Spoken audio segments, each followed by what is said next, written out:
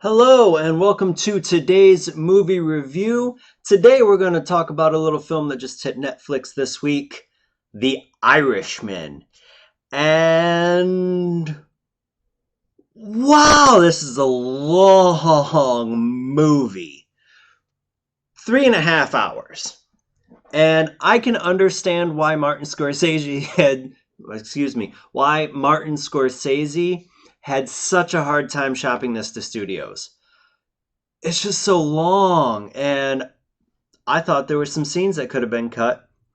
He didn't want to cut them, and eventually it went to Netflix. So good on Mr. Scorsese for sticking to his vision and finding a company that would put it out.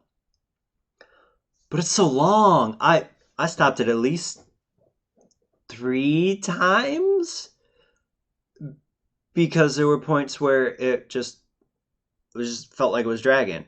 And I didn't stop it like I had to get up and do this and do that because it was needed. It wasn't a movie that's 3.5 hours that just dragged me through it like this is amazing like Endgame was. It it was slow and it was methodical and it was going through the life of oh goodness, I'm not going to be able to pronounce his last name, so I'm not even going to try it. It's his name's Frank. He's played by Robert De Niro, and he essentially is the one believed to have killed Jimmy Hoffa, who was played by Al Pacino, and then it also had Joe Pesci in it. My goodness, those three people put in amazing performances. And while I didn't think the movie moved along at a steady pace, those three people I loved. They did great work together. The effects to de-age them and age them were great. I couldn't see through them. It's just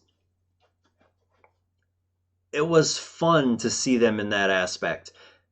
It it was just long, very long, and there were times where I'm just like, bleh. And I know I'm beating the length horse in the mouth, so to speak, but it was long. It was just very long, and it had some amazing performances in it. I didn't know Jesse Plemons or Anna Paquin were in it, and while they weren't in it a lot, they had great performances. There's a scene in the first half an hour between Robert De Niro and Ray Romano. I've seen it in the ads, but it was great. It just was amazing from a performance perspective. The CGI work and makeup work was great. The I can't say enough for the performances. There were some CGI moments, mostly blood that didn't fit. You could tell it was CGI work. They spent most of the CGI budget on de aging. It was violent, oh so violent, and it is not one for kids. I'm not certain if it said R or MA, but this is by far a hard R film that I wouldn't let my 13-year-old watch it. Well, to be honest, she wouldn't want to watch it. It's not her type of movie. It's she's not big into biopics like I am, so she wouldn't care for it. My wife wouldn't even care for it. But it's one I would say wait until they're 17, 18 years old. Let them make up their own minds if they want to see this kind of film. But it's no, it's definitely not for the youngest of them.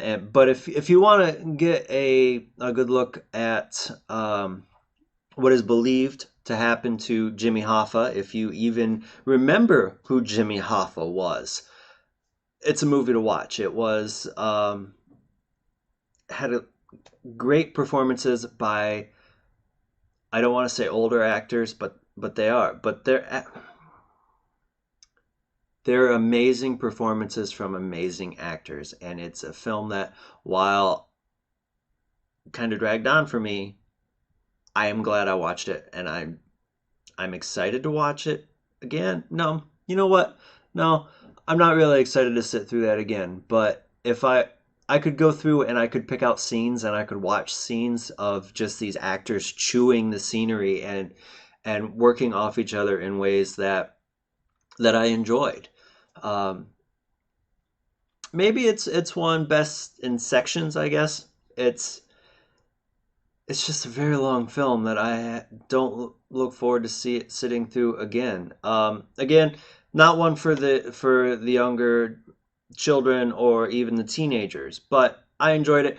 Have you seen it on Netflix? Did you get a chance to see it in theaters? Go ahead and leave me a comment below. Let me know what you thought on the film. And as always, if you have enjoyed your time here, go ahead, like this video, share it, and subscribe to my channel. And until next time, have a great night.